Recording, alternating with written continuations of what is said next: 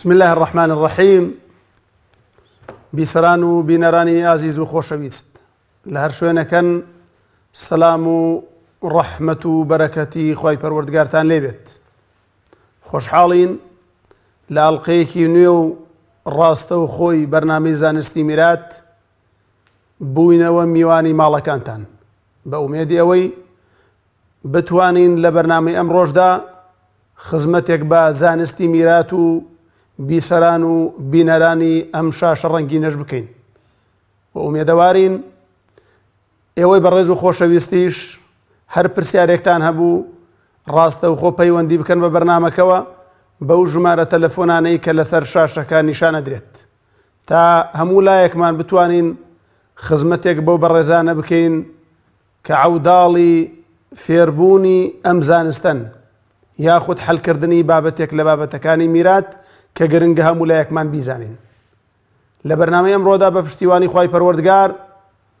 بێجگە لەو پرسیارانەی جەنابتان کە ڕاستەی بەرنامەیەکەن سێ بابەتی زۆر سەرەکی ئەو ڕوژێنین لە بەرنامەی ئەمڕۆماندا. بابەتی یەکەم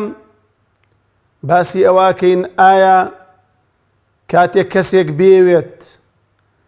لە میراتی باوکی یاخود دایکی یاخود ئەو کەسانەی لە دەوروبەریدان بچێتە دەرەوە شەرعەن ڕێگەی پێدراوە بەشەکەی بدرێتێ و بچێتە دەرەوە و ئەو مەرجانە چینکە ئەبێ لەو ئینسانەدا جێگیر بێت کە پێی ئەوترێ بابەتی تەخاڕوج و هەروەها باسی بابەتی مباهەلاکەین لە زانستی میراتە و بابەتی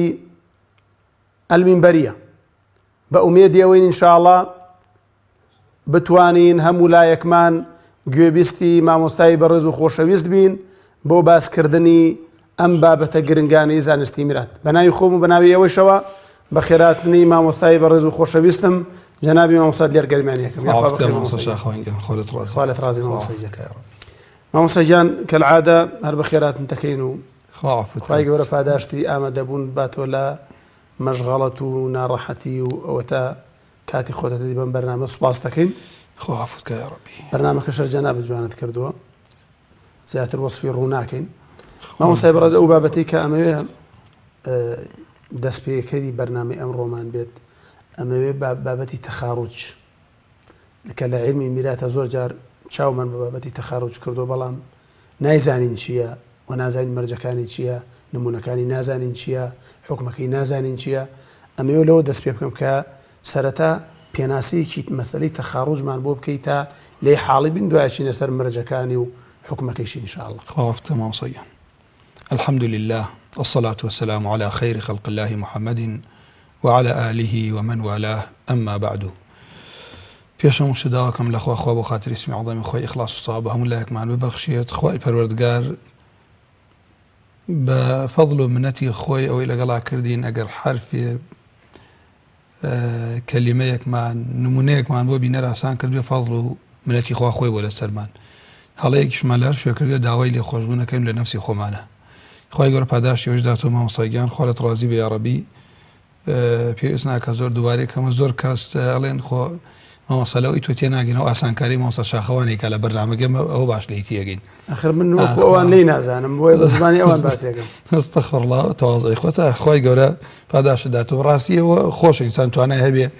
شت ئاسان کات بۆ بینەر هەر بەلاغە ئەوەتانێ لە ئاستی من لەگەڵ ئەدەبووم بۆ مامۆستا بەڕێزەکان مامۆستایە من بەڵام ئەوانەی کە نەیان خوێندەوە بتوانی تیانگەێنی ئەوە فەزڵی خوایە کە الحەمدوللا ئەویان زیاتر جەنا بتوانیتە لە بەرنامەکەەوە دروستکەیت. سەبارەت بە بابی تەخاڕوج یان تەساڵح عولەما فەرموون بریتیە لە ڕێکەوتن یەکێک لە میراتگرەکان یان لەگەڵ یەکێکی کە لە میراتگرەکان یا لەگەڵ هەموو میراتگرەکانە لەسەر ئەندازەیەکی دیاریکرا و پارە یان سامان کە بۆ حکومەکەی جیاواز ئەگەر پارە بوو یان سامانێک بوو کابرا کە ئەڵێ من ئەم ماڵەت ئەدەمێ بە مەرجێ تۆ ڕۆژە لە ڕۆژان میراتمان تەوزیع کرد تۆ دیایە دەرەشی کاوە بۆ ئەندازەیەک پارە سامان سلعە مەبەست خۆ پارەشەر سامانە بەڵام مەبەستم معنە عامەکەی کابرا جاری وایە سیارەیەکە عەرزێکە خانوویەکە جگەل لە پارە شتێکی ئەداتێ دەرەچێتایە ئەندازەیەک پارە یان هەر سامانێک بەرامبەر بە بەشەکەی يعني علماء فەرمووی چی مقابل نصیبە جا لە ماڵی میراتەکە ئەم پێکاتە لە پێناسەکەیەکە فەرمیێ جائز شرعا خۆ یەکسەر حکمەکەی دات هەرکە پێناسەی تەخارج کراوە ناو پێناسەکە فەرمیێ وهذه يا وهذا التخارج جائز شرعا جا کاو چۆن ئەمە ڕەوایە علماء فەرمون كما يجوز له أن يخرج من كل ماله هكا برا الله من كعكم من هموي من عيبو براكم رواية روانية شون رواية دس حلق اللي حمو مالكي بو يكيك رواشة دس لمالكي يقري مقابل بشتيك بو يكي لميلاد قرأكا جوانا أوكو بياناسكا أما وصي برز لا بياناسكا دا دوشت بكاري هنا وشي تخارج وشي تصالح دوشتي ليك جياء يعني هردو كياريك شتا خوي كبياناسكي إخواني ألا التخارج تصالح أحد الورثة على نصيب ما على مبلغ ما مع أحد الورثة أو مع كل الورثة إذن تخارج ببيت تصالح نابيت بو ناوي دومي تخارج تصالحة ريكوتنا صلحة جوانا بو كوتم صلحة كاوش مرج النية مقابل بميراتك بارا وربقريت أما يلي رأيك صلح دائما تنازل لا يكويا كاتوايا خلقك شرع صلحي دانياوه شرع صلحي دانياوه كسي بوكشيت صد واشترى بك صلحة كادية اخوارو او صلحة شرع دانياوه كعفية كات بالله ما مصيب الرز بس يعني لا خزمتها بكم شوية بوي رون تربيت ام بابتي تخارجه كاتك الين انسانك لميراتك ديت الدروه باريكي أدريتي اللي ديت الدروا ياخذ الله من تنازل أكم لحقق يخون بو براكم أما يعني كالتنازل أكاد تتخارجك نامينيت وأنا چون كالتخارج لبياناسيا بريتي لتصالح أحد الورثة مع أحد الورثة مقابل مال أو مقابل نصيب جزء من المال إذن مقابلك بو درشو ولا قريت بارك الله كالصلح أكريه كالصلح وأخذ باس مكابلة تطوعكات الله بشايتي ومن الرجل للرجان أما لتان توزيع كرد من بشايتي متن عاقل بالغ محرم بشكي من بو أم خشكم بشكي من بو أم برامة كمن من يخشك كيش بقصد باسكر كمان البرنامج كمان لك بروكوتاي أرواد دائما أبي دوباري بكينو داوكم لهمو برايك لهمو خشكيك لهمو باوكيك آقايان لما في آفرد بيت كشرم أكات وري ناقريتو بزور بيداري حرامة بلي والله كاكا شون باري بدمي زاوابي خوات تويش زاواي كسيكي كي خوابي داوا منتنية بسريوة هيش منتيك نية خواردني ظلمة حرامة جوانا ما هو سيخوش يستم جناود باسي حكمك كده فرمود جائز شرعا فرمود لا بيناسكي أو تكلم بيناسكي هاتو يكسر خويتي فرمود جائز شرعا طبعا جائز شرعا يعني بقرآن يعني بالسنة يعني مثلا فعل صحابية ونيا يعني قولي زانا يعني مثلا إجماع قياسة مثلا يشتكي له بابا تمانية رسال دليل استصحاب معني رسال أصل بيج قالوا والله أعلم عبد الرحمن يكون عوف إمام عثمان اشتكي وابوها أما فعله بس دليل كمان شيء دليل حق إجماعي لسرة كسنات وانية لحق مخلوق خوش بيه خوي نبيت إجماعي لسرة بويا الله بو حقي خواي پروردگار بو قيامت إنسان خواي رب العالمين رحم الراحمين بو حقي مخلوق خواش لي خوش نبيت لبروي حقي مخلوقي دواتر شيء لقيامته كابرا كخواي قورا عفوي كات قصرك يزقار قورا وجوان بيشاني او كساده خواي اما بوكيه الله بوك كسيك ثمنك يبدا ثمنك يلا لايتوي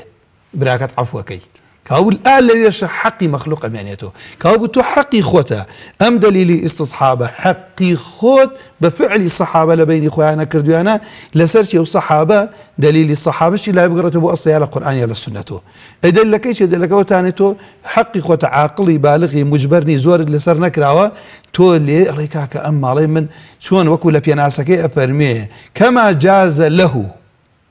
يعني أن يتخلى عن جميع مالي جاز له أن يتخلى عن جزء مالي جوان وعفز يا ربي خالد رازم ما مصايب الرزم ما مصايجان أم مسألة تخارج درتون لا مال آية همو كسيكة تواني مبكات يعني همو ميراد قريك وكي تواني بالرياري أو بدا كام إنسان الرازي بدرجت لو ميراته خو عفز أما طبعا هموي كلماوي برنامج كاني في شوية ما أم ورد كاريانا لو شيء من باورته بحفتين لو شيء براي وابي خمام صايدان أم برنامج قرص لسر خوت مكاكا يا زين أم علم لسر شاشة خالكي وكو بيريس فيري نابي والله ملون فير نابنا كسيه كاتباتي مشكي بداتي ما بداتي في البيت درسي كوي خويني مراجعي كاد بلا ما نم حق تبقى تجوي هم خلقا كام إسلامه منالك يشتانها الدنيا ونازني كريا كش نازني بزندتي ديت الدنيا ويا بمردتي حقي أو مناله إسلام دايني أو خلق لا أرقام تينا بس لا قصكتي قات أخوة خلق كوريابك كاك شريعة إسلامي بارا آزاد يك لو اشتاني كزور خطرة جياني إنسان للدنيا كذا بيش آخرت بارا حرام خواردنا دعاء قبولنا به نيجت قبولنا به جاء كواب الليرة بريتيا لشي بريتيا لوي ك أو هاتسر زبان ما با راسم كلو قشتابو كما بس من دعاكيا يك الأسباب دعاء قبولنا كردن باري حرام خواردنا أما أن ينجك بو الجادوة خوالت رازي لا بقرر مسألة أم بابا تمام صار بس لما تشيبو كلم تخارج من عليك عقل بالغ نية مصلحة ومفسدة خويش تاع نازعني تو ناتواني لقل من على بيكي لقل من على ناتواني بيكي بلان برايك مصالح ومفاسد خويش زانية خشكيك إيسا بيويسي ببارة هيا خشكيك عاقلة بالغة إيسا بيويسي ببارية كلا شريعة إسلامية دائما الله إنسان مصالحنا خوانيته أجر بخوانيته بو إيسا للشرعة هركسي قرس بلا أقر دواكوت بارب خرس سر قرزك ما بيبر ربا والله من الشريعة الإسلامية لقى باري هبو قرز نداتو شرعا ظلمي كردوها اگر نيبو ابي شاو بوشي ليبكي نكتوش بروي بارب خيت سر باركي ليرش ام افرتا اگر بي سي بي ابو براكان يارمتي بدن بدني او براي بي سي بي تي بدني والله فرضا ان عند بي نيتي براكي كشي او نتوانا هي عاقل بالغ شي كشكا شي كركا لم هيج زختي لسرنيا حزك أزاني حزناك سل دايكي تيقدا حزناك أو ماليسا أمد قوناغ بمصلحتي نازانا ميراتك توزيع كان همويان بلام يكي كان بيويسي بيتي أو يكا عاقلة بالغ زختي لسرنيا دعوان لأكات عليك أم مالي من إيوك توزيعيناك من بيوم خوشة يا هموتان شديا كم بدانية أو مبلغ اتفاقي لسر كان بيوتي الصباح يعني يكي كان كامتان بيتانا كريت إذن ما وصي خوش مرجني همو ميراد جركان رازيبن لسر درتشوني أو شخصة همو يعني ياكي شو كبو لسر حقي خويتي أبوي اللي راه شونيتي حل كردني دو خالي يا كميان الله أجر بيكاتن لسر باريكي دياري كراو أو دي بيارك يان بيك ديان لقال همو ميراد جركانا يقدن قدامو يان كأشي نسر نمونة كي إن شاء الله يان لقال يك يقل ميراد جركان أبين نمونة لسر هدو كيشان إن شاء الله كيش برسيارة كانت ما بس تم برسيارة كمان جناب جوان والله من دا ويك حالي بوم أو كسيك تخارج يعني ليه قبوله كان بك أبي من دالنا بيت خالص رازي بي أبي عاقل بيت أبي هوشش لا يخوي بيت أبي هوشش لا يخوي بيت وأبيتش بزورة ويشي بينكري بزورة ويشي بينكري أنا والله خالد رازي بي ما هو صايب الرزم هيك مرجك ما هي بو مسألة تخارجه يعني بلاين بمرج لك لو كانت جائزة لو كانت جائزة أم تخارج ما مسامو كوا نختي بهلا عنها بي عندي عقد وشتيله بازارة كأجرت من هبو خوي وراساني كرد برنامج معنا بباستي نكاح وياكي شبه باس لك كريلو فروشتن ياكي لما رجعاني اللي من الله ما بيه وما الله معلوم بيت معلوم يعني شو معلوم من بتولى ما مصا اما بايلم بيه فروشتي الله ومعلمه من بيعني دو بيعني بتولى ما مصادي دور رقم دريه تو ان شاء الله والله ما مصا من بيه ورقيبه هذيك در شي ابو نمونه الله كاك جان من لسر او انا مبلغ بارم داري لبشكي خم درج خور نقصكم بلا معلومه كابو معلوم ابيت اندازيكي دياري كراو اشكرابي لا $1 رون بيت جوان پارە بوو بەرامبەر پارە چونکە پارە بە قەرز نافرۆشرێت پارە بوو کەوتی کاکە ئەم ماڵی ئێمە ئەوەنە پارەیە کاکە لەم پارە ئەوەنە پارەم دەرێ پارەکە یەکسەرە بیداتی ئەگەر پارە نەبووڵێ کاکە لەم خانووە هێشتان سلعەیە تۆ ئەوەنە پارەیە دەیتی وانە یان ئەو ئەڵێ کاکە من کە تۆ دەرەچی ئەم سیارەت ئەدەمێ ئەم سیارە ئەزانیەوە بڕۆ لە بازار سعرۆمانە ئەم سیارە مقابل بەوەی کە تۆ لە بەشەکەی خۆت دەرئەچیت دوایی میراتمان تەوزیع کرد تۆ حسابی بۆ ناکرێت من تەوزیع یەکەم ئەو بەشەی کە ئەو پیاوە سیارەی بردووە ناوی ئەنووسم ئەیدەمێ بەشەکەی بەڵام دوایەوەی حەلم کرد دەڵێ لە جای ئەو سیارە ئەو زەید محەممەد باشەکەی خۆی برد لەگەڵ ئەحمەد دەری کردبوو لە میراتە پارەکەی بۆ ئەحمەد دەبێت خوالت ڕاست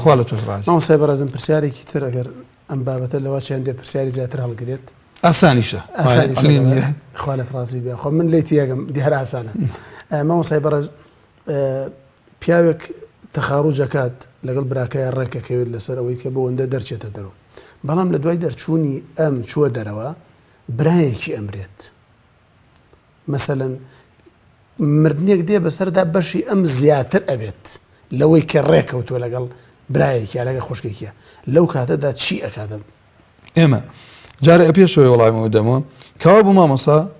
خاڵێکمان ئەوەتانێ کە بێ ئەو پارە معلوم بێ ئاشکرا بێ بە گۆترە نەبێ کاکە تۆ دەرچۆ من شتێکتە دەمێ تۆ دەرچۆ من شتێکتە دەمێ شەرعەن جایز نییە دوو ئەبێ ئەو شتە لە توانای وەرگرتنی هەبێت من قەرزێکە بۆ خۆم ناتوانم دەستم گرتووە کەوتۆتە گۆمەوە وانە دەڵێم ئەگەر وەرت گرتووە بیبە وەکو چۆن کابرا ئەڵێ ماسی لە ئاوا فرۆشێ ئەوە پێوتێ بەعی غەڕەر شەرعەن جایز نییە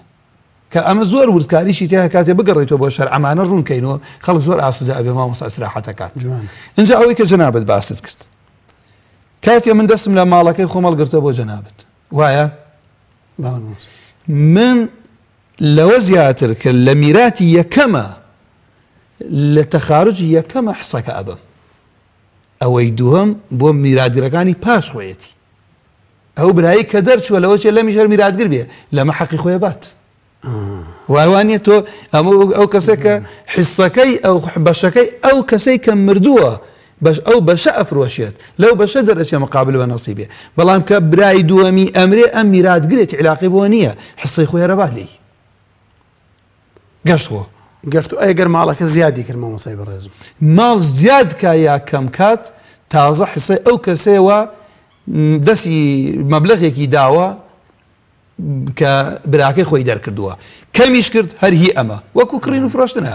کەمی کردی ئەمە زیادیشی کرد هی ئەمە ئەو تەواو دەرچوو لە جێگای ناوی ئەوە ئەمە نووسرێت خوالت ڕازی مامۆسای بەڕێز ئەگەر چەند نمونەیەک مامۆستا ئێستا بڕۆین سەر نمونەکان پێم خۆشە بۆی زیاتر لێ حاڵی و جەنابەت فەرموود دوو ڕێگا ئێمە کەوا بوو حاڵەت یەکەمانەوە تا پێک دێ لەگەڵ هەموو میراتگرەکانە ئەم پێک هاتنە لەگەڵ میراتگرەکان ئەم چەند خاڵی هەیە و نمونەکەشی لەسەر حەکەین یەکەم مامۆسا مەسئلەکە هەمووی حەلەکەین ئەسڵی مەسەلە دەرەکەین تا کوێ ڕۆم تا تەصحیحی مەسەلە ئەسڵی مەسەلەکەم دەرکرد بەشی ئەو کەسەی کە لەگەڵیدا پێک هاتووین ئەگەر ئاسانیش کەم خێ بەشی ئەو کەسێک کە ئێمە لەگەڵیا پێک هاتووین دەری دەکەین وایە یعنی چۆن ئێستا لە نمونەکە ڕوونەیەتەوە بەشەکەی سێ بێ لە 24 چوار بێ لە 12 ئەمە بەشەکەیمان دەرکرد کە بەشەکەیمان دەرکرد چی ئەمێنێتەوە بەس تەنها ئەوانە ئەمێنەوە کە لەناو ئەسڵی میراتەکە باون ئەم کەسەمان دەرکرد ڕۆشتە دەرەوە پەیوەندی تەیە مامۆستاجان عەفوان چرۆخانمان لەگەڵ فەرموو مامۆستاجان چرۆخان بڵێ فەرموو باش مامۆستاجان سپاس دەکەم خوشکی عەزیزی مامۆستاجان پرسیارێکمانێ قەزەی میراتە فەرموو مامۆستا من میراتی نەنکمە نەنکەم وەفاتی کردۆ دایکەم دایکشم وەفاتی کردۆێتە ئێمە میراتی چرۆخان نەنکت وەفاتی کردووە نەنکم وەفاتی کردووە دایکم دوای نەنکت کە وەفاتی کردووە کێی ماوە دایکم وەفاتی کردووە خاڵەکانم میراتوشتیان کردو بە ناوی خۆیانەوە چرۆخان نەنکت کە مردووە چەند کوڕ و کچی لە دوای خۆ بەجێ ماوە دوو کوڕ و کچێک دوو کوڕ لەگەڵ یەک کچە ئەی مێرد کچەکە دایکێتی کەوا بوو بەڵێ ئێستا مێردەکەی ئەو کاتە مابوو بەڵێ مێردەکەی پێش خۆی مردەبوو؟ مێردەکە بڵێن باوام پێش نەکەم وەفاتی تەواو کردووە. دەست خۆش بێ. ئەم کچەی کە ماوە دایکی جەنابتە؟ بەڵێ دایکشم ئەمری خۆی کردووە. خوا عەفویکە. زۆر سپاس مامۆستاگیان. ئێستا خاڵۆکانی بڵێن براکانی نەکەم. براکانی نەنکرد. بەڵێ حەچی میراتیە کردوانە بە نای خۆیانەوە بە کورتەکەی نەتمیان لێبەری کردووە. نەنکرد نەمردووە؟ نەنکم وەفاتی کردووە دایکشم وەفاتی کردووە ئێمە میراتی. ئێستا ئەوانەڵێن ئێوە بەشتان ناکەوێت. بەڵێ ئینشاءڵڵا وەڵامتە لە پارەی کێ بەشیان ناکەوێت لە موڵکەکەی نەنکرد ئەڵێ بەشتان ناکەوێت؟ بەڵێ ئەڵێ لە موڵکەکەی نەکرد ئێوە بەشتان ناکەوێت چونکە کرد سپەی نییە. ئەو دوو خاڵۆیەت واڵێن وەنیە؟ بەڵێ دوو خاڵەکەت واڵێن؟ نەخێر بڵێن براکانی نەنکەمەوە ئەڵێن. برای نەنکرد. بەڵێ ئاخرە زانگ چۆن ئیجازە لە مامۆستاگیان خوشکی خۆمناوی چێ بوو؟ خوشکە چرۆ. خوشکە چرۆ. بەڵێ مامۆستاگیان. تۆ ئەوا بڵێ کاتێ نەنکت وەفاتی کردووە خۆی دوو کوڕی هەبووە وایە؟ دوو کوڕ و کچێکی هەبووە. کەوا بوو برایشی هەبووە براکانیشمان پێ بڵێ. بەڵێ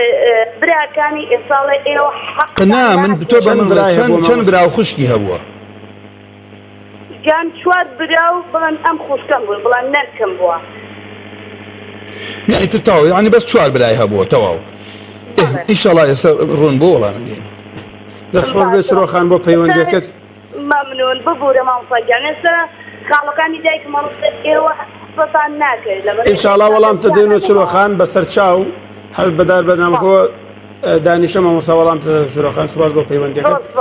خوا بێت کە چێمان لەگەڵایە؟ کاک ئەحمەد بەڵێ فەرموو. السلام عليكم. عليكم السلام ورحمة الله. كاك أحمد فرموا كاك أحمد. السلام عليكم. عليكم السلام ورحمة الله وبركاته. دخول كان دحين في السلك مع إمام الصجن. فرموا كاك أحمد. أجر هيك بمري شو نكر بيه. أجر كتشيك بمري شو نكر بيه؟ شو نكر بالله. بقول لك شو الورقي هبه.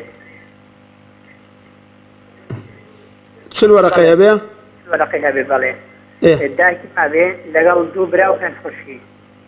أم كتشيك مردوه باوكو دايكي ماوا؟ دايكي ماوا دوبرا وكان خوشي هيا. دایکی ماوە بەڵێ دوو براو پێنج خۆشک دوو برا لەگەڵ سێ خوشکا بەڵێ پێنج خۆشک پێنج خوشک وەنیە؟ بەڵێ پێنج خوشک بەڵێ ئەو پارێشم تۆ دەکرێت بەسەر چاو ئینشاءڵڵا وەڵام دەدەینەوە کاک ئەحمەد بەسەر چاو. سپاس بۆ پەیوەندیەکەی کاک ئەحمەد. خوشکە شەیما بەڵێ فەرموو. فرموا خوشك شيماء. السلام عليكم. عليك السلام ورحمة الله. زحمتنا من الشيماء خانة قال صوت برس كي توي مليت تيناقين ليروا. بلي أما داسيوي دكم بابير بخانية شو بديش. بابيرت مردوها. براني كنترول ما لو دنقتي ناقين. بلي خانيتي بزادة دينا.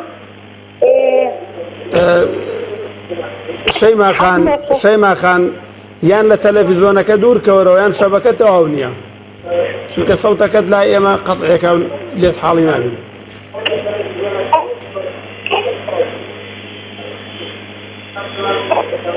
قطع بدي. براني كنترول أقدر بيودي ترمان هيا. بلى. شو كده نجيو خوش كنا يا بويرة ليتنا جيني من برست. كاك أميت. كاك أميت. بلى. فرموا. السلام عليكم ماما. عليكم السلام ورحمة الله. بسيالك معني ليش أحمد. فرموا. أجر ملكيك ميلاتي نبت. ميلاتي بيد تابون نبت. ملكية تابون بيه؟ بلى تابون نبت. بلى. توزيع كريت. بلى تابون نبت. بلى. دابش بكريت. حصة عفرتي فيها كويدي عنا. حصة عفرت؟ بەڵێ ئینشاءڵڵا وەڵام دەدەینەوە. بڵێن بۆنە پیاوبەری کە ئەو ئافرەت لێ بێ بەش بێ. مەبەست ئافرەت جارێک کێ مردووە کێ نەمردووە بۆ نمونە مڵکێکمان نەبووە کەوتە باری قەتعە و ئەخر کاک ئومێد باری قەتعەوە کاک ئومێد گیان کراوە کاک ئومێد دەبێ بزانین کێ مردووە جارێ. دایکم مردووە. دایکت مردووە خوا عەفوکە. لە دوای دایکت چەند کوڕ و کچ جێماوە؟ پێنج کچ و نۆ کوڕ جێماوە. دایکم وفاتی کردوە. ئەرزەکەی دایکتە؟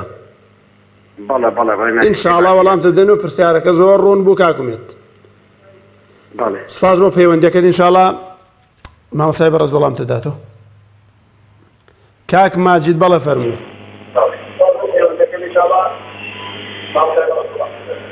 کاک ماجید. السلام عليكم مامۆستا گیان. عەلەیکم السەلام وەڕەحمەتوڵڵا. کاک ماجید ئەگەر دەنگی تەلەڤیزۆنەکەت کچکەی بۆ ئەوەی لێت تێبگەین سپاس دەکەین. بەڵێ ئێستا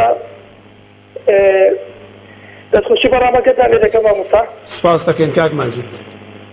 بەڵێ من لەسەر میراسی پرسیارێکم بۆ مامۆستا گیان نەبی وەڵاممان بدەنەوە. فەرموو. ئێستا باوکم کۆچی دوایی کردووە نەماوە. باوکت مردووە؟ باوکم مردووە. ئایا میراسی دەبێ حەسەی دەبێ مەسەلەن لە هی باپیرم لەوانەی کە مولکیان هەیە؟ باپیرت کەی مردووە؟ بەڵێ؟ باپیرت کەی مردووە؟ باپیرمش مردووە بەڵام بابمیش مردووە. ئەخر باپیرت پێش باوکت مردووە؟ لە پێشی مردووە. کە باپیرت مردووە چەند کوڕ و کچی لە دوای خۆ بەجێماوە؟ مایکی براو خوشک و بەجێماوە لە پاش. براو خوشک چەندێک بوون؟ چەند براو چەند خوشک؟ چار براو حەوت خوشکی باوە. حەوت خوشک بەڵێ. خەڵەت دێ بزانم برای یا کوڕی ئەولاد. مەبەستم کاک ماجید کاتێک باپیرت مردووە باپیرت چوار کوڕی لە دوای خۆی بەجێ هێڵاوە لەگەڵ حەوت کچە؟ بەڵێ. کەوت برا جیاواز و مەبەستی برای باوکی بوو. ئەمجا پرسیارەکەی باوکت بکە. پرسیارەکەی باوکتەوە ئایا بەشی چوار کوڕ و حەوت خوشک. یعنی باوکت ئایا بەشی ئەکەوێت لەو میراتی باپیرەتیان نا؟ پرسیارەکەی جەنابەتەوەیە. پرسیارەکەی جەنابم ئەوەیە کە بام مردووە و باپیرمش دوای ئەو مرد و چار برای بام ماو لەگەڵ حەوت خوشکیشی ماوە. پرسیارەکە جەنابتەوە کە باوکت مردووە ئایا ئێوە میرات لەوانە لە پورەکانت ئەبەن لە مامەکانت یان نا؟ پرسیارەکە جەنابتەوەیە. بەڵێ مامۆستا. پرسیارەکەی جەنابتەوەی ئایا لە دوای مردنی باوکت ئێوە میرات بەشەکەی باوکت ئەبەن یان نایبن وەنیە؟ ئاوەیە کەزانم لێ دەکەوی شەرعەن. ئینشاءڵڵا وەڵام دەدەینەوە. بەڵێ مامۆستا. خوا لەت ڕازی بێ. مامۆستای بەڕێز ئەفۆن قسەکەم پێ بڕیت بە بۆنەی پەیوەندیەکەوە. مامۆستا گەشتی لەسەر نمونەیە بووین. نمونە بەستم پێ خاڵی حەلکردنی نمونەکە من دێم میراتەکە تەواو دائنێن حەلیەکەم. ئەسڵی هەو مەسەلەکە ئەو کەسەی کە ئەمانەوێت سڵحی لەگەڵا بکەین دەرچێت لە ماڵە بەشەکەی چەنە دەری ئەەکەین لە ئەسڵی مەسەلەکە کە دەرمان کرد ئەو ڕۆشت و خۆی بەشەکەی ڕۆشت چی ماوە ئەبێتە نمونەیەکی سەربەخۆ. ئەگەر ئەخرێت دەسەر شاشە سوپاسی و برای ئەگەر بۆمان ئاسانە و کاتەکەوا بوو خوالیان ڕازی بێ کەسێک مردووە لە پاشی بەجێما باو کچێک ژنێک میراتەکەی بریتە لە خانوویەک لەگەڵ 4200 دینارە. ئەمە هەر بە نمونە بە عەمەلیەکی پێک هاتوون لەگەڵ ئەم ژنە کاوابوو لەگەڵ ژنی مردووەکە وایە یان دایکیانەکات دایکی لێرە باوکی لە ژیانە کچێکی لە ژیانە دایکی ئەو کچاکات. ئەم ژنی ئەم مردووە بەچی دەرچێەوە تاو دەرەچێت لە مەسئلە خانۆکەی ئەدرێتی وایە من دێم حەلیەکەم باوک بۆ یەک لەسەر 6 مان پێداوە لەبەرەوەی کوڕ لە ناو نمونونەکەنی ئەگەر کچ هەبوو باوکێک لەسەر شەش با زائیدەن مایەوە باقی کچ نیوەی ماڵەکەی بردووە بۆ لەبەرەوە گەر کچ یەک دانەبوو نیوەی ماڵە بە ژنیشێک لەسەر هەشتە بات مامۆسەگیان باشە ئێمە کام لەمانەمان تەخارج کردووە دەرچووە لە نمونونەکەمان ژنەکە حسەکەی چەنە سێ 24 سێی لە دەرکەی چەنەکات خوا لێت ڕازی بێ کەوا بوو 21 ماوە نمونونەکەم دابەزاندە خوارەوە بەبێ ژنەکە نۆهی باوکەکەیە 12شی کچەکەی 21ەکە ماڵەکە چەند ماوە مڵکی ئەم پیاوە 4200 دینارە 4200 دینار مامۆساگیان بۆ من بکە بە 21 زەرف داوەشی 21ەکەی و کاتە چەند ئەڵێم نۆی بۆ باوکەکەیە 4200 لەسەر 21 200 دەکات کابوو 9 کەڕە 200 چکە یەک سەهمم 200 ئێکێ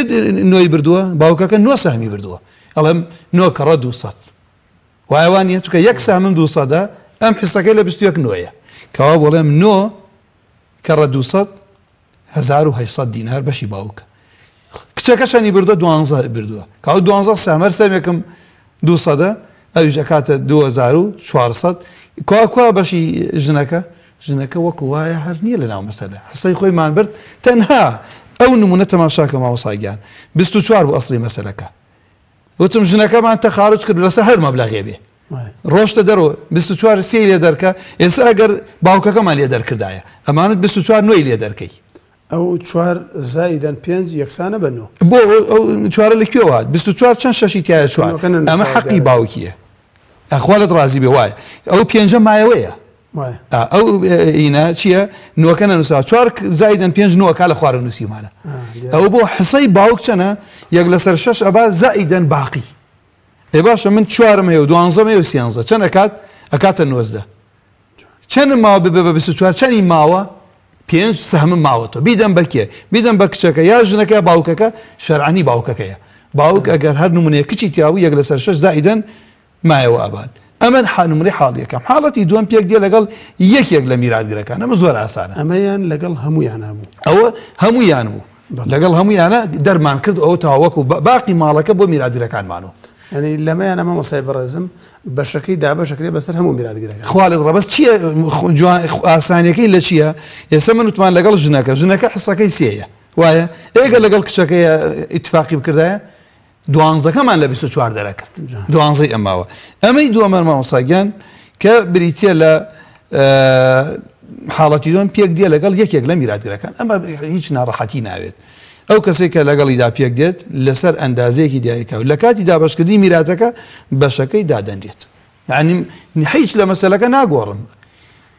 سەماشای ئەم نمونە بکە ئەمەتانە کەسێک مردووە پیاوێک ژنێکی لە ژیانە سێ مناڵی هەیە کچێک بە ناوی نەسرین کوڕێکیشیە ئەحمەد کوڕێکیش محەممەد ئێمە لێرە ئەم ئەحمەدە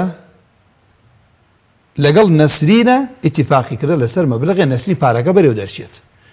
باشە نمونەکەم بۆ لەسەر هەشت بوو ژن ئەگەر ئەولاد هەبوو یەک لەسەر هەشتی ماڵەبات یەک لەسەر هەشتماندا بە ژنەکە باقیەکەی حەوتە بۆ دوو کوڕ و کچێک وای مامۆساگیان باشە حەودا بەش سێ نابێ هەموو جارێتمانە الرؤوس التي لا تقبل القسمة ێ باشە دوو کوڕ و کچێک چەند ڕەئسە 5 هەر کوڕێ دوو کچەکە یەک کا بڵێن 5 کەڕە یەک 5 حەقی ژنەکەیە 5 کەڕە حەوت 35 کە 35 بوو حەوتی هی نەسرینە هەر کوڕێکی 14 بە ئەحمەد و محەممەد نمونونەکەم بوو بەچل ماڵەکەم بوو بەچل بەشەوە 5 بۆ ژنەکەیە 35 بۆ کچ و دوو کوڕەکەیە ئێوە 35 چۆن دابەشێت للذەکەری مثل حەظ الأنثەیین کەوا بوو نەسرین لەگەڵ کامیان لەم دوانە اتفاقی کردووە لەگەڵ ئەحمەد ئەو کاتە من نمونونەکەم هەمووی حل کردووە ئەڵێم نەسرین بەشەکەی نەسرین کۆی بەشەکەی ئەحمەد حەوت زائیدەن 14 لێرە ئەحمەد 21 برد ئەی محەممەد 14 برد ئەڵێ باشە بۆ ئەم 21 بردە مامۆستا تەخارجی کرد کاتی خۆی ئیتیفاقی لەگەڵ نەسرین ئاکەوتی نەسرین ئەوەنە پارەیدا بە نەسرین ڕۆشت ئەم نمونە ئیسفادەیشی لەوە محەممەدی بردو بۆ لەبەرشی لەبەر ئەوەی ئەمە بۆشی ئیسفادەی لەکەین ئێستا بینەر گوێ لە ئەماگرێت برایە لە براکانەڵە کاکەگیان حەقی خۆیەتی عیب نییە داوای بکات کێشەی ئێمە لە وایە ئێستا خەڵک بە عیب دێزانێ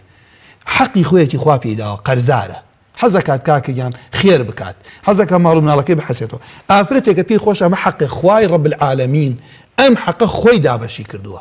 بەشی ئەم کشەی داوە لە هەر کوێیە لە هەر ماڵێکە قسەیشت لەگەڵان نییە خۆ بە قسە نەکردن لەگەڵ خەڵکە ماڵی خەڵک حەلاڵ بێ دایان کەسەیە بێتاقەتن عاجزن لە یەکیان داوە ئەبێ بڕۆ ماڵەکەی بخوات با ئەم خوشکە تۆ قسە دەگەڵیان نەبێ ماڵەکە حەقی خۆیەتی ئەو حەزەکە ئێستا لەو دەقە ئەڵێ کاکە ئێوە ئەلحەم دەتواناتانەیە تەوزیعی نەکەن ئینتزارەکەن خێرتانە گاشتێ بدەن بە من پێویستی پێێتی جاییتر یا کەسێک دی هەموو ماڵەکەی وەکو خۆیە داتێ ئەو الحەمدوللا هی ئەو کاتە بزانم قیمەتی چەنە یان لەسەر مەبلەغێکی دیاری کرا و ڕێک دێن دوای ڕۆژە لە ڕۆژان میراتەکە تەوزیع کرا حەقی ئەم کەسە دانراوە بەڵام کێ بە ئەو کەسەی کە ئەمڕۆ یارمەتی داوە بەشەکەی داوەبی مامۆسای خۆشەویست خاڵت ڕازی کەسێک لە میراتگران ئەتوانێت عەرقە لە دروستکە و نێڵێ ئەو تەخاڕۆجە ببێ و ڕێک وەکو حرام وەکو شەرع مەبەست وەکو شەرع نەوەڵا وەکو شەرع ینی ئەمڕۆ خۆ کێشەکە لەوای خۆی گەورە پەنامامدا جاری وایە برای وا هەیە تا خۆی پێویستی پێێتی نەتەوزیعەکانیش ئەو ڕۆژەی خۆی پێویستی پێێتی یەکسەر بۆ خۆی تەوزیعەکە هینیەکە بەڵام ئەوە کێکەش لە دوور و حەزەکە بەشەکەی خۆی تەوزیعەکە بی بە ئەم دەسەگرێتە سەریە لەو دەستگرتنە سەر دواکەوتنەی چی نەخۆشی ناڕەحەتی زەرەر بێتە سەر ئەو کەسەی کە ئەم بۆتە سەبەب دەستگرتنی ئەم تاوانبارەی چونکە احتمالە بەم پارە سەبەبێکی عیلاجی بێت ئەم دوای خستووە نایداتی و پیاوە لەوشە بمرێ دوور نییە لە قیامەتە لە ناو نامی ئەعمالی خۆی ببینێ قاتلە خۆڵت ڕازی مامۆسای بەڕێز پرسیارێکی ترش هەر لەم بابەتە ئەم کاک ئەحمەدەی کە تەخاڕوجی کرد لەگەڵ نەسرینە بەڵام لە دوایەوەی کە بەشی نەسرینیدا جەنابەتەوە نمونەت باس کرد وەڵاوە نمونەیەکی هین وە کاک ئەحمەد وفاتەکات ئەمرێت ئایا ئەو حەوتەی کە بەشی نەسرین بوو بە کاک ئەحمەد مایەوە بەسەر کاک محەممەد و ئەمانیشەدا بەشە بێتەوە ئەو کاتە چی ڕوئەدا ئەمە شتێکی پرسیارێکی زۆر جوانە هێشتا میرات تەوزیع نەکراوە نەسرین بەشی خۆی برد و دەرچوو لەم ماڵی کە ماوە تۆ بەشەکەی ئەحمەد و بەشەکەی نەسرینی ئەحمەدە ئەحمەد وەفاتی کرد دێ بۆ میراتگرەکانی خۆی دوور نییە جارێکی کە میراتگرەکەی نەسری ئەم پیاوە کوڕی هەبێ نەسرینی تر نایبا کوڕ هەبوو خوشک و برا نایبن بەڵام لە حاڵەتێ میرات لە ناو میراتگرەکانی خۆی هەمان ئەم دایکە بێت لەگەڵ ئەم نەسرین و محەممەدەی برای بە هەمان شێوە پارەکەی گەڕێتەوە بۆ ئەمان چونکە ئەمە دایکێتی ئەم کاتە لەگەڵ براو خوشکێک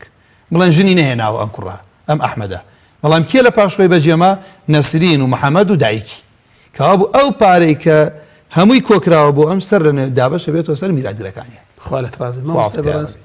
هەموو میراتگرێک ئەگەر ئافرەت بێت یان کوڕ بێت مەسەرەن یان باوک بێت خێزانەکەی مرد بێت واتە نێر بن یان مێ بن هەمویان شەرعەن مافی ئەویان هەیە لە کاتێکا پێویستیان وە بڵێن بەشی خۆمان بنێ یان تایبەتە بە هەندێک لە میراتگر بە هەندێکی ترنە لای ئێمە وای لێ هاتووە لای ئێمە ئێستا کۆمەڵێ شت لە لای ئێمە لەبەرەوەی واقعان لە دینەکە دوور کەوتینەتۆ لە ڕووی شەرعی و عرف ئەبێتە دوو بەشە عرفی صحیح موافقی شەرعیشی پێکرێ عرفی فاسد ئەبێ ئینسان پێشێلی کات ئەبێ دوور کەوێتو لێی ئێستا بڵێ کاکە تۆ ڕەش بەڵە کە کرێت و دەست خاتە ناو دەست ئەڵێ کاکە وەڵامە عرفەمە عرفێکی فاسد دەبێ حرامە کە حرام و خوا مەمنوعی کردووە کەوا بوو مەبەستم چی بوو لە عهدی سەحابە ئافرەتێک بمردایە هەر لە دوای عیدەکەینی طەبیعی بوو لای شوێنی عیب نەبووە ژنی ئەو پیاوە گەورانە نییە کە مێردیانە کردووە ئێستا بەڵام وای لێ هاتووە بە عیب خەڵک تەماشای کردووە مەسئلەی خەڵکی وایە لە تەعەدودەیش قسەی خێر ناکات خوای ڕەب العالەمین خۆی حەڵاڵی کردووە تۆ کە نەفەقەت نیە عەدالەتت نییە قسەی لێکەی بەڵام خوا حەڵاڵی کردووە بۆ کەسێک ناتوانێت قسەیەکی خێری تیا بکات کابرا گوناه بکە باشە یان بڕۆ کاکەوەی کە خوای گەورە بۆی ڕێگای داوە کە بڕۆ خەڵک لە چاو لە ئۆڕۆپاکەن گوێ نادەنە تاوان و گوناه و ئەمانە جا لێرە خۆ چۆنە بێت پیاویش لەو فرمێسکە بترسێکە تەناخوا هەیە دیفاعی لێ بکات مەبەستی نابێت زوڵم لە ئافرەت بکە باشترین پیاوەیە بۆ ئەهلی باش بێ لەو لاشوە بێ ئافرەت بە هیچ شێوەیە ئەم بووە سەبەبی ئەوەی مێردی تاوانە کاڵێنا لەخوا ئەترسم قەینام امتحانە لەسەر من قورسە لێرە یەکێک لەوانە ئەو مەبەستم ئەوە بۆ ئەم قسەی کە جەنابەت باست کرد ئەمە لە ڕۆژ شەرعیەکەی وە ئەسڵەن پێویستی نەئەکرد خەڵکێ لەخوا بترسێت و خەڵکی حرامخۆر نەبێت و خەڵکێ بەزەیی بە خوشکی خۆیان بێت و بەزەیی بە کشت بێ بەجەیی بە برای بچووکە بێ پێویست ناکات زۆر قورسکار سەری کە بۆ نەوەکو خۆی بمرێت دەستی کرد بێتە سەر و پارە ئەبێ یەکسەر ئەسڵ وایە میرات یەکسەر تەوزیع بکرێ ئەسڵ وایە مردوو مرد دوای کفن و دفن حتا پارەی تەعزیە و وەسیەتیش بکات لە پارەی خۆی تەعزیە دانارێت وەسیەتیش بکات بڵێ تەعزیەکەم لە پارەی خۆم چونکە دوای خۆی مرد پارەی میراتگرە پاش خۆی پارەی میراتگرە کەوا بوو لێرە چیسەم ئەم قسم لەوە چێت دوای کەسانە بڵێن وانێ بەڵام بەڵام ئەسڵەکە من باسەکەم چونکە ئەسڵ لە تەعزیەوە نییە دوو مناڵی بچووکی ماوەتەوە کابرا بڕوە هەفتەیەک پارەی لە پارەی میراتە سەرف بکات وەسیەت لە شتی شەرعا سەرف ئەکرێت بۆ وارد نییە بۆ شەرع کەوا بوو پرسیارەکەی جەنابەت هەموو کەس خوای گەورە بەشەکەی دانیاوە ئەگەر ڕێگەیان لێگرت وەڵام من ئەڵێم داواشی بکە عەزیز بێت شەرم نەکات ئەو کەسێک کە حرامە خوا شەرم ناکە بۆ کەسێکە خوا بەشێکی بۆ داوە ئەم شەرمی لێ بکات خوالت ڕازی پرسیارێکی تر پێشەوە بچێنە لای پەیوەندیەوە بەڕێزانە ئەمڕۆ بابەتێکەیە زۆر جار بۆی خەڵکێکەوە حاڵی نەبێت کە ئەویش تەخاڕوج یان تەخاڕوج نییە بۆی جەناب بمان ڕوونکەیتەوە باوکێک لە ژیانی خۆیدایە لەوە چێت دوو خانووی هەبێت 5 کوڕی هەبێت خانووی کێدا بە کوڕێکی و ئەڵێ ئەوە لە میرات دەرم کرد ئەڕات ئایا ئەمەی کە ئەم باوکە خانوویەکەدا لەوە چەند نیوەی مڵکەکەی بێ بیدا بە کوڕێکی یان بیدا بە کچێکی یان خانوویەک ناشتێک لەو بارەوە ئەمیشە تەخاڕوجە ئەمە جارێکان میراتیان تا تەخاڕج بێت چونکە پارە پێش مردن یان هیبەیە یان سەدەقەیە وانێ پێش مردن دوای مردنیش پێوتێ وەسیەت وەسیەتیش نابێت بۆ کەسێک بکات خوا بەشی بۆ دانیاوە ئەمەی هەر باوکێک یان هەر دایکێک فەرق بکات لە بینی ئەولادیە بەبێ سەبەبی شەرعی زوڵمی کردووە یان ئێمە تەخاڕوج نێشتیوە بە هیچ شێوەیە تەخاڕوج نییە و ئەسڵەن پێشی ناوتێ میرات چونکە بۆ ئەو حتا عولەما وەسیەتەکەن ئەڵێن باوک لە پێش مردنی دەست لە پارەگەڵ نەگرێ بۆ ئەولادی نەوەکو دوایی محتاجی ئەو پارە بێ و ئەولادەکان ناساڵح بوون و دەریکەن خوالت ڕازی مامۆستا بچین لای پەیوەندیەوە بەڕێزانە دیارە کاتەکەمان کەم ماوە خۆت وتت کاتیان بەرنامە بۆ ئێمە سەریع ڕات بۆ بینەریش لەوەشێ زۆر درێژ بێ خوالت ڕازی بێ مامۆستا بەڕێز خوشکە چرۆخان پرسیاری ئەوەی کرد کە نەنکی مردووە خوای گەورە عافوی کە نەنکی مردووە دوو برای خوشکێکی لە دوای خۆی بەجێ ئەڵاوە ئەم نەنکە ئەم ئافرەتە کە دایکی ئەم چرۆخانەیە دوو کوڕ کچیە چوار برا بەڵێ ئەم کچە دایکی ئەم چرۆیە مامۆسای بەڕێز ئەم نەنکە کە مردووە نەنکی چوار کوڕی بووە دوو کوڕ لەگەڵ کچیەکە لەگەڵ چوار برا وایە بەڵێ بەڵێ دوو کوڕی هەبووە کچەکەی دایکی چرۆیە بەڵێ چوار برایشی هەبووە بەڵێ خوالت ڕازی بەڵێ جا باسێوە کە براکانی نەنکی برای نەنکی مامۆستا بەڕێز برای نەنکی باسی براکانی پرەوەندەی ماوەینا مردووەکە کە مردووە مامۆستای بەڕێز ئەم نەنکە کە مردووە منداڵی خۆی دوو کوڕ و کچێکی هەیە بارەکەڵڵا دوو کوڕ و کچێکی هەیە ئەم دایکی مردووە ئێستا ئەو خاڵۆی پێڵی مەسەلەن برای نەنکێتی ئێستا میراتەکان بەرکردەوە بەشی ئەم ئافرەتە نادن بۆیە من ئەو کاتە پرسیارم کوتم زانم برای هەیە یانە ئەو برایانە ئەسڵەن میراتگر نین لە پارەی خوشکەکەیان نەک ئەوان ئەمان مەنعەکەن ئەسڵەن میراتگر نین مامۆستا کێشەی ئەم میراتی نەنکێتی آخر کێشەی ئەو میراتی نانکێتی نەنکی مرد لەبەر ئەوەی خۆی کوڕی هەیە براکانی مەحرومن مەحجوبن نەک ئێستا بێن هەموو ماڵەکە داگیرکەن ئەم بێ بەشکەن بەڵکو ئەو ماڵەی ئەو نەنکە بە ئەو خوشکە گوێم لێ بگرێ شرۆخان ماڵەکەی نەنکی ئەکرێ بە چەند بەشۆ ئەکرێ بە 5 بەشۆ یەک بەشی بۆ دایکی ئەمانە ئەو 4 بەشەکەی بۆ کێیە بۆ دوو خاڵەکەی خۆیەتی ڕوونە مامۆستاگیان اینجا کە دایکی مرد ئەمجا کە دایکی ئەمرێ دایکی چرۆ وەفاتەکە خۆ عەفویان کات کە خۆی کوڕی هەیە کوڕ و کچی هەیە ئەنجا خاڵۆکانی ئەمیش لە پارەی دایکیان بێ بەش خۆڕوونە قسەکەم کام خۆی کوڕ و کچی هەیە ئەمجا خاڵۆکانیشی بێ بەش خۆرە تازە کاک ئەحمەد پرسیارەوەی کە کچێک بمرێ ئێشتا شووی نەکردبێ بەڵێ چل وەرەقەی لە دوای خۆی بەجێ هێڵا بێت دایکی لە دوای خۆی بەجێ ما بێت لەگەڵ دوو برایە لەگەڵ 5 خوشکە ئەمە چۆن بەشەکرێت ئەمە ئەسڵ ئەمە سلەمان لە شەشە یەک لە شەشەکە بۆ دایکێتی پێنجەکەی بۆ دوو براکە و 5 خوشکەکەیە وایە مامۆساگیان ئەنجا کەوا بوو ئەم 5 خوشکە لەگەڵ دوو برا کردیە چەند دوو براکەمان ئەبێتە 4 لەگەڵ 5 9 ماڵەکەی کاک ئەحمەد گوێ لە برای خۆی بگرێ ماڵەکەیان ئەکرێتە 54 بەشۆ ئەو چل وەرەقە تەقسیمی 54 ئەکرێ 9 بۆ دایکەکەیە 20 بۆ دوو براکەیە هەریەکی 10 25 بۆ 5 کچەکەیەکی 5 للذەکەری مثل حظ الأنثيين ڕوون بۆ مامۆستا توانین بگەێنین کاوا بوو ماڵەکەمان ئێمە چی لە کرد وتمان لە 6 حەلە بێ یەکی بۆ دایکەکەیە 5 لە 6ەکە مێنێتەوە بۆ کوڕکچەکانە براکانی خوشکەکانی دوایی ئەم 50 وەرەقە ئەم 40 وەرەقە ئەکێتە 54 بەشۆ 9 بۆ دایکەکەیە 20 بۆ دوو براکەیە هەرێکی 10 25 بۆ 5 خوشکەکەیەکی 5 للذەکەری مثل حظ الأنثيين خوا لە توش ڕازی مامۆستای بەڕێز کاک ئومێد پرسیاری ئەوەی کرد کە دیارە کاک ئومێد دایکی ماوە لەگەڵ 5 کچە ئەنی 5 خوشکە لەگەڵ 9 کوڕە 5 کچ 9 کوڕ لەگەڵ دایکێکە دیارە پیاوەکە مردووە یعنی کاتە زەوجەیە بەڵێ مڵکێک تاپۆ نەبێ باش پرسیارەکەەوە بوو مڵکێک تاپۆ نەبێ و دا بەش بکرێ ئایا بەشی ژنی تایە کە بەو شێوازنەوەن ئەمە ئینشاڵڵا لە عەرزی زراعیە و لە غەیرە عەرزی زراعیش کە یەک یاسا هەیە مامۆستا خۆشەویست ئەم یاسا لەم بەرنامەیە ئەمە توانین بێتمان ئەمە بگەێنە بینەری بەڕێز ئەو پارەی کە میرات نییە ئەو منفعی کە میرات نییە ئەدرێ بە میراتگر بە پێی شەرتی ئەو کەسەی کە بەخشیوێتی تەوزیعەکرێت ئەو پارەی کە میرات نییە سەکەوتت ئەم عەرزە تاپۆ نییە یعنی عەرزی خۆیان ناتوان بیفرۆشن منفعەکەی ئەمێنێتەوە جا منفعەکەی بزانم چی شەرتێکی دانیاوە ئەو کەسەی کە ئەیداتێ جا ئەمە ئیشەڵا لە بەرنامەکانی داهاتووە بە جوانی باسی ئەرزی زراعیەکەین و بزانم لە وڵاتەکەی خۆشمان ئایا بەچی مەرجێک تەوزیعەکەن المهم لەبەر ئەوەی منفعەیە ئەم ڕۆژ دەسەڵات لێی بێ دەنگە من خۆم ئەو ڕێی هەڵەبژێرم خۆیان منفعەکەی سوودەکەی وەکو میرات تەوزیعەکەن بێ بەشی نەکەن بەو شێوازە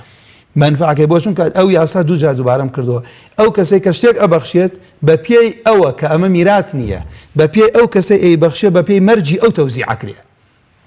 بۆیە لێرە هەمووی لێ بێدەن گەڵێم منفعەکەی کەڵی کەڵ بە مامۆستا من تێناگەم منفعە مانای چییە ئەڵێم عەرزێ کە زراعی بوو تۆ ناتوانی بڵێ ئەم عەرزە بە مڵکی پێتەفرۆشم ئەڵێم ئەتوانی تەسەڕوفی تیا بکەی تەسەڕوفی تیا بکەی بەڵام ڕۆژە ڕۆژان حکومەت بیباتۆ من دەسەڵاتم نییە ئەو تەسەڕوفە سوودەکەی منفعەکەی ئەفرۆشی